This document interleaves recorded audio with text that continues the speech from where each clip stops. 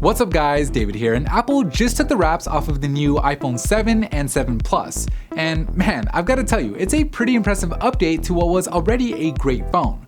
There's now a bunch of new features that I've been wanting to see on an iPhone for quite some time, which has got me more excited about this year's iPhone than I was about the last. So without any further ado, let's jump right in and take a look at the top 10 best new features on Apple's latest flagship. Top new feature number 1, refreshed design.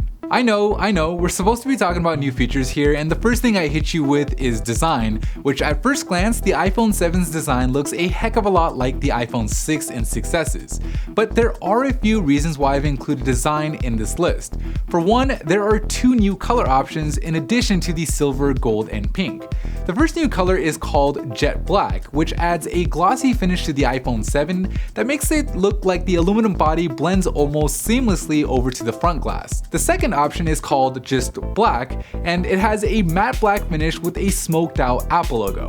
Now, if you're looking for an iPhone 7 that looks obviously different from the 6 and 6S, you're gonna want to go with one of the 2 new black options. But be warned, the fancy new jet black color option will cost you more, as it'll only be available on the higher storage models. Jet black will also be more susceptible to micro abrasions, so much so that Apple actually recommends you to get a case. Add to that the fact that the high gloss finish will be a fingerprint magnet, and all of a sudden the regular matte black color option looks like the obvious choice, at least for me. Let me know what you guys are leaning towards down below in the comments. Good news for all the new color options is the antenna lines are now more subtle, with them only appearing along the top and bottom edges instead of across the back. And on the new black color options, the antenna lines are blacked out, so they're even less noticeable. And then finally, the aluminum on the back now curves over the camera hump instead of it just being flat with a protruding lens, which is not the biggest change in the world, but it is a nice little touch. 2. New home button. The physical home button that has been on the iPhone since day 1 is no more, with Apple redesigning the new home button on the iPhone 7 to be a new solid state button that technically works the same as it did on the iPhone 6S, with the only difference being it doesn't physically click in.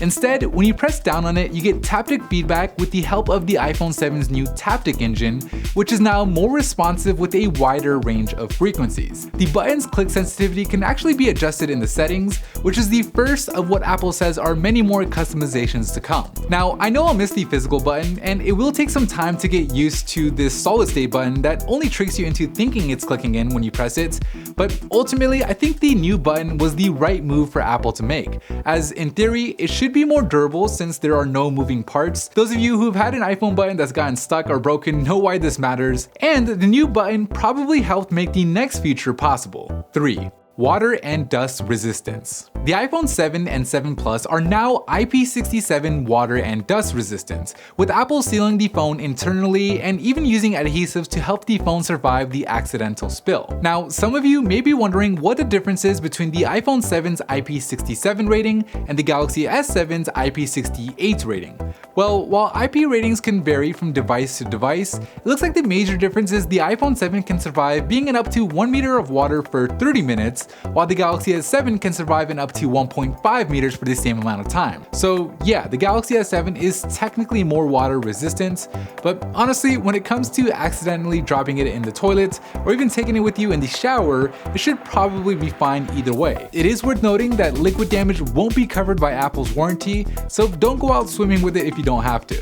4. Improved display. No, the iPhone 7 and 7 Plus don't have higher resolutions. You still have the same 1334 by 750 resolution on the iPhone 7 and the same 1920 by 1080 resolution on the iPhone 7 Plus.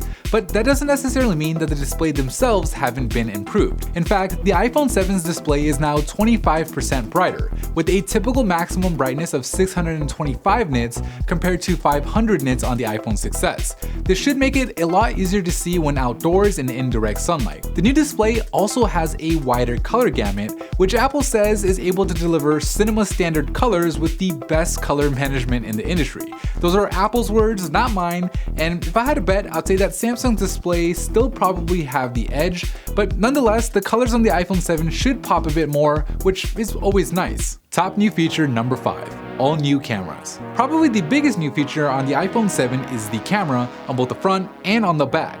The rear camera is an all-new 12-megapixel sensor, which Apple says is 60% faster and 30% more energy efficient than the one on the iPhone 6s. It is now capable of taking wider color gamut photos, which will work nicely with the improved display, and there's a new 6-element lens with an f-stop of 1.8 compared to 2.2 on the 6s, which results in 50% more light getting in than before. The iPhone 7 also gets optical image stabilization, which previously was only available on the larger Plus models, allowing it to take exposures of up to 3 times longer than the iPhone 6s, which combined with the higher f-stop should make the photos you take in low light look a heck of a lot better. But sometimes even the best low light cameras need a little help from the flash. And on the iPhone 7, the True Tone flash is better than ever, with 4 different LEDs instead of just 2 like on the iPhone 6s that combine to be 50% brighter. There is also a flick sensor that detects the flicker that artificial light sometimes produces and has the camera automatically compensate for it. Now, those are a lot of improvements right there, but the 7 Plus's camera takes things to the next level.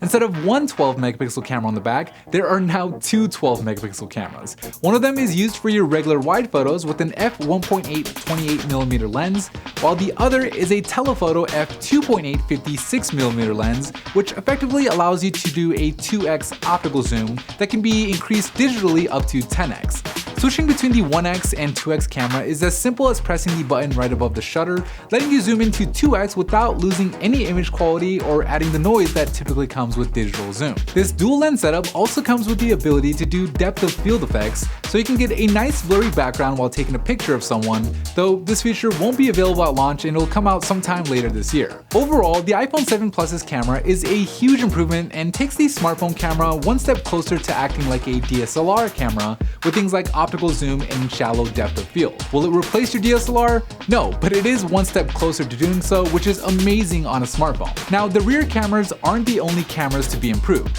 Because we live in a world where the front-facing camera is probably used more so than the rear camera, Apple has improved it as well, with the front camera being bumped up to 7 megapixels compared to just 5 on the iPhone 6s. This should translate into clearer, crisper selfies, which may or may not be a good thing. 6. LTE Advanced. The iPhone continues this trend of being one of the most global-ready smartphones out there, with the iPhone 7 supporting up to 25 LTE bands.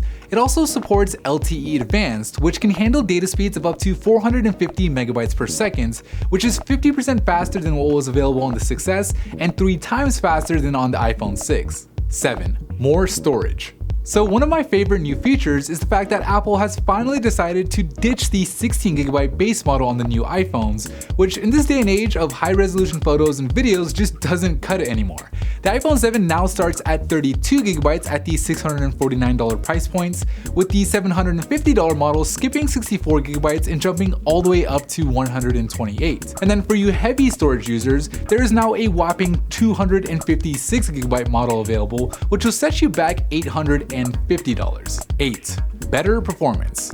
Okay, so the iPhone 6s is the fastest phone we've ever tested in our PhoneBuff style speed tests, with it still being undefeated after beating the new Note 7 despite being a year old. And from the looks of it, the iPhone 7 is going to be even faster. The new quad-core A10 Fusion chip finally brings a quad-core processor to the iPhone, with 2 of the cores being high-performance cores that results in a CPU that is 40% faster than the one on the iPhone 6s, and a 6-core GPU that is 50% more powerful than what the A9 was packing. All of this extra horsepower can lead to apps and games that were simply not possible before, specifically with the games, with some new titles launching alongside the iPhone 7 that supposedly bring near console quality graphics to your pocket.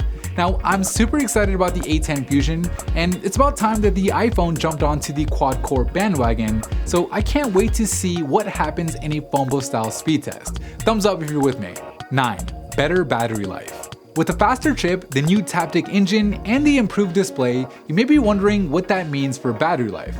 Well, Apple says that the iPhone 7 is going to, on average, last you 2 hours longer than the iPhone 6s. The iPhone 7 Plus, on the other hand, is supposedly going to last you 1 hour longer than the iPhone 6s Plus, which was already a beast to begin with battery. This extra battery life is thanks partly to the A10 Fusion chip, which again is a quad-core with 2 high-performance cores that we just talked about, and 2 low performance cores that'll only be used for tasks that don't require a bunch of processing power, like checking your emails for example in the background. Now this isn't anything new, we've seen quad-core chips work like this on Android for quite some time, but it's nice to see that Apple is finally implementing it into the iPhone.